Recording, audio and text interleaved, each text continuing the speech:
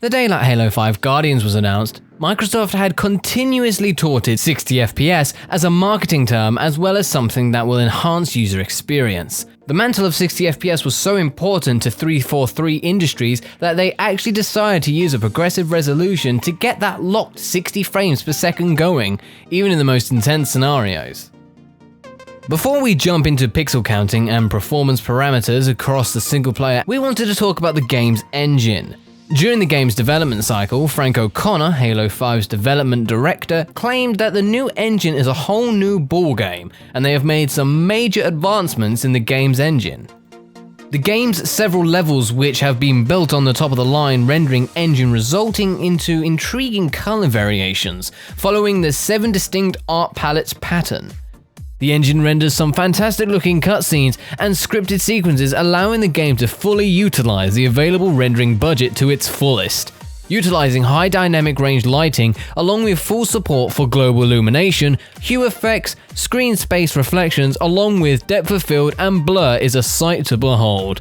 Talking a bit more about the cutscenes, since the game's engine scales up the amount of rendering budget it can employ, it results into fantastic looking animations. Along with facial mocap technology, this further results into an immersive cinematic experience.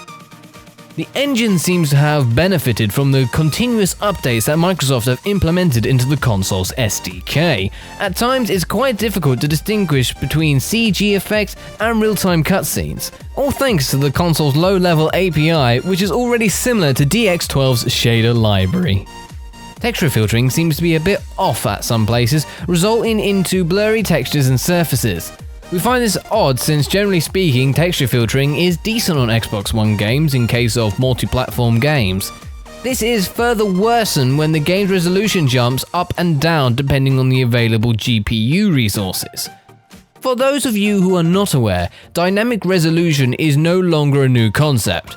A few AAA games in the past like Call of Duty Advanced Warfare and Witcher 3 Wild Hunt have used it to render certain scenes in full HD native rendering. This progressive resolution deck has been employed in Halo 5 Guardians, and its behavior is different during different modes. In single player mode, the resolution tends to run at full HD at some places, but at some places a reduction in horizontal pixel is observed. This results into somewhat uneven image quality at times, with nearby objects blurring out when the switch happens. We are divided on the game's implementation of the dynamic resolution in Halo 5. When it works wonders. But despite these shortcomings in pixel rendering, Halo 5 Guardians' magnum opus lies in its performance parameters.